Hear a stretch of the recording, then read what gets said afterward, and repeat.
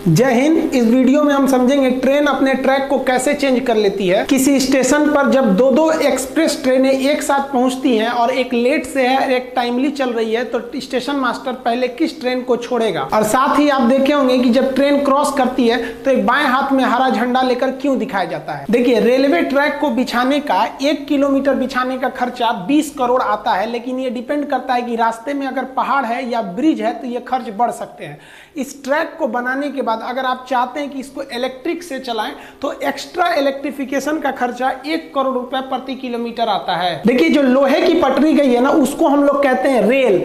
इस रेल पे चलने वाली गाड़ी को कहते हैं रेल गाड़ी। अब ये रेल को ऐसे ही बिछा देंगे तो धंस जाएगा। तो इसको आप पढ़े होंगे कि एरिया बढ़ा दीजिएगा तो प्रेशर कम लगता है। तो एरिया बढ़ाने के लिए इसके नीचे स्लीपर बिछाते हैं। पहले ये स्लीपर लकड़ी के हुआ करते थे, लेकिन बरसात में वो सड़ जाते थे, तो बाद में सीमेंट के स्लीपर को लाया गया। तो ये बीच में जो बिछाए गए स्लीपर है, एक रेलवे में जो ट्रेन में स्लीपर होता है सोने वाला वो अलग है, ये लोहे का हो गया रेल, ये स्लीपर। रेल और स्लीपर को आपस में जोड़े रखने के लिए हम यहाँ पर एक क्लिप का प्रयोग करते हैं जो इस तरह से राउंड शेप में घुसा हुआ है और क्लिप को फास्टनिंग द्वारा कस दिया जाता है। तो ये फास्टनिंग डिवाइस हो गया। रेल ट्रैक के किनारे बड़े बड़े पत्थर बिछा दिया जाता है। इन पत्थरों को हम बैलेस्ट कहते हैं। ये पत्थर कई रीजन से बिछाए जाते हैं, क्योंकि आप ट्रैक को तो ऐसे बिछा दिए हैं लेकिन उसमें मजबूती कहाँ है, कहीं से बांधे हैं उसको, कहीं से सीमेंट से ढलैया किए हैं, नहीं, तो वो इधर उधर पूरा ट्रैक इधर से उधर हो जाएगा ट्रेन के लोड से। इसलिए वो इधर उधर ना घस के हम लोग क्या करते हैं, ट्रैक पर पत्थर बिछा देते हैं ताकि उसको एक जगह शेप मिल सके। साथ ही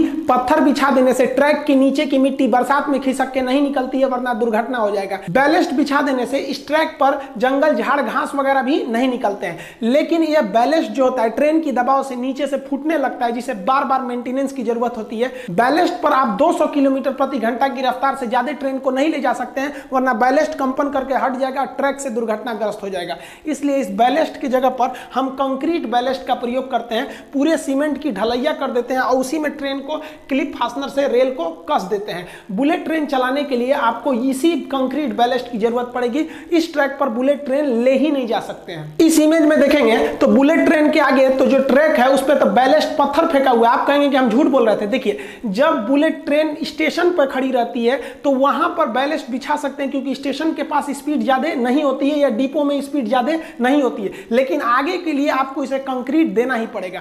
दिल्ली मेट्रो देखेंगे तो दिल्ली मेट्रो का स्पीड ज्यादा नहीं है, फिर भी उसे कंक्रीट बैलेस्ट पे ही ले जाया जाता है। जिसका रीजन यह है कि दिल्ली मेट्रो ब्रिज से ज्यादातर गुजरी है और अगर इस पे पत्थर रखेंगे तो वो पत्थर नीचे गिरेगा तो किसी का सर फोड़ सकता है, वाइब्रेशन के कारण वो गिर सकता है। लेकिन वही दिल्ली मेट्रो जब जमीन पर चलती है, कहीं कहीं वो जमीन पे है, कहीं सुरंग में है, कहीं ऊपर है, तो जब जमीन पे चलती है, डिपो में चलती है, तो देखिए वहां पर भी आपको बैलेस्ट ही मिलेगा, पत्थर ही मिलेंगे। रेलवे ट्रैक के किनारे आप देखे होंगे जो बैलेस्ट जमा किए जाते हैं वो ट्रेपेजियम के शेप में जमा किए जाते हैं, जिससे कि रेलवे को अपने बैलेस्ट चोरी होने से पता चल सके। उस ट्रेपेजियम के साइड में व्हाइट कलर के चूना से पेंट कर दिया जाता है और साथ ही ट्रेपेजियम का एरिया निकाल के हम बैलेस्ट के भी पता कर सकते हैं कि कितना मात्रा है बैलेस्ट का। रेलवे स्टेशन पर आप मेन लाइन के किनारे इस तरह से लोहे की पटरी को देखे होंगे कि कुछ मात्रा में फंसा दिया जाता है और 1-2 फीट बाहर निकाल दिया जाता है। ये इसलिए किया जाता है ताकि अगर हाई स्पीड से कोई ट्रेन जा रही है और बाय द वे वो एक्सीडेंट करके गिर गई तो रगड़ाते हुए आगे ना बढ़े, बल्कि इसी में फंस के यही रुक जाए और दुर्घटना को कम किया जा सके। लोहे के जो रेल होते हैं वो कारखाने में बनते हैं तो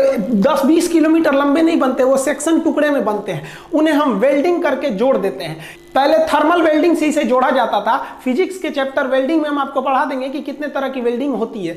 इस वेल्डिंग के द्वारा इसमें काफी ज्यादा स्मूथनेस आ जाती है, बहुत ही स्मूथ हो जाता है। लेकिन रेल ट्रैक को पूरे यहाँ रास्ते भर में एक ही नहीं जोड़ा जाता है, क्योंकि गर्मी के दिन में लोहा फैलता है। फैलने की वजह से अगर एक ही रेल रहेगा तो मुड़ जाएगा और ट्रेन दुर्घटनाग्रस्त हो जाएगी। इसलिए कुछ जगह पे उसे काट कर हल्का सा गैप छोड़ देते हैं। अब इस हल्का सा गैप से अगर ट्रेन जाएगी तो ये इधर उधर भाग जाएगा, तो इसके साइड में एक फिश प्लेट जोड़ दिया जाता है। तो ये साइड में जो जोड़ा गया है ये फिश प्लेट है और ये फिश प्लेट को एकदम चिपका के इसमें नहीं, इसमें खाली जगह छोड़ना चाहिए ताकि गर्मी के दिन में फैलने का जगह मिले। देखिए, ठंडी के दिन में सिकुड़ गया है, गर्मी के दिन में देखिए एकदम चिपक गया है। यहाँ भी ये साइड में फिश प्लेट लगा हुआ है, तो जो 1-1.5 फीट का लगा है ये क्या है, फिश प्लेट है। इसमें खाली जगह दिया जाता है। आप फिजिक्स में पढ़े होंगे थर्मल एक्सपेंशन, और थर्मल एक्सपेंशन में जो सीधे बढ़ता है उसे लीनियर एक्सपेंशन या रेखीय प्रसार कहते हैं। आप रेलवे ट्रैक पर इस तरह जालीनुमा आकृति देखे होंगे, इसे हम लोग रेल प्रोटेक्शन वार्निंग सिस्टम यानी TPWS कहते हैं। ये क्या करता है, ये सिग्नल से पहले लगाया गया रहता है ताकि ये ट्रेन के स्पीड को रोक सके। जैसे मान लीजिए आगे सिग्नल येलो है, येलो में आपको 30 के स्पीड में जाना है और आपकी स्पीड 70 का है, तो तुरंत ये क्या करेगा, सेंसर लोकोमोटिव इंजन में मैसेज कर देगा, वो ब्रेक अप्लाई करके स्पीड को धीमा कर देगा।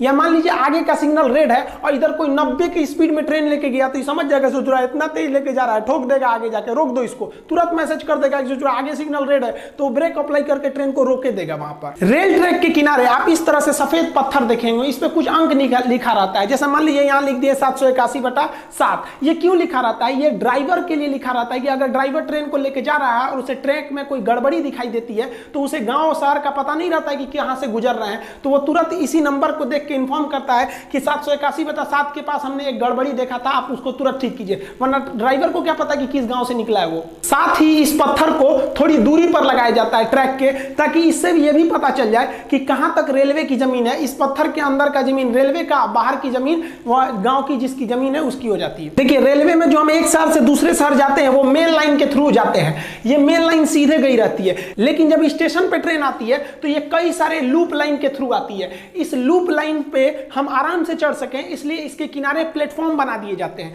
तो मेन लाइन से जहां लूप लाइन चालू होता है उसे हम कहते हैं स्टेशन सेक्शन, यहां की जिम्मेदारी स्टेशन मास्टर की होती है।